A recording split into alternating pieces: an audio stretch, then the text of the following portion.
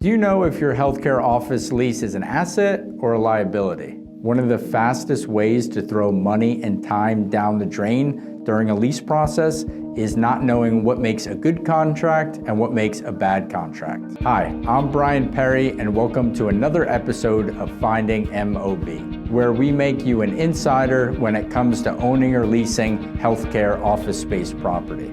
If time, money, and stress-free transactions are what you are looking for, this is what you have to watch out for. In this video, I'm going to show you 3 assets and 3 liabilities that can make or break your next leasing contract. The first reason this is important is because many healthcare leaders and business owners don't know a good contract from a bad contract. For example, you have to answer these questions to know if your contract is an asset or a liability. Who's representing the landlord?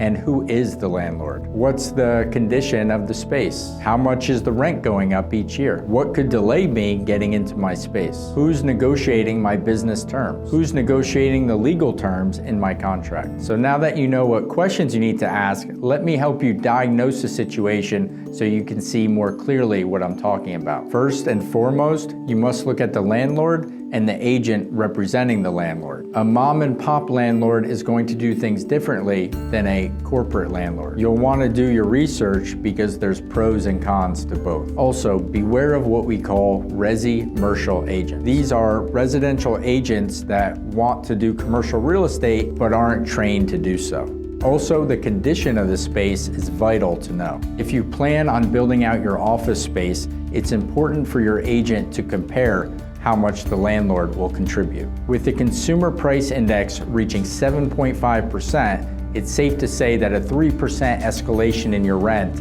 is an asset. However, that can quickly become a liability if your rent rate is way above market. Working with a professional agent allows you to limit potential problems or navigate through any pitfalls. Our team does over 100 healthcare deals a year. In each of those deals, we negotiate what's called an LOI, a letter of intent that navigates through the business terms of the deal. In each of these deals, we negotiate the business terms that are in the best interests of our client. Your contract has become a liability before you even get to drafting a lease. While lawyers are an asset, you need to hire the right one at the right time. An experienced healthcare attorney works smoothly with a commercial real estate agent, and they work together to address any issues in the lease. Look out for lawyers that deter you from working with a commercial real estate agent. So to put this in context, we have seen what can happen firsthand when clients go at their lease contract alone. For example, we've seen a potential client spend tens of thousands of dollars on attorney fees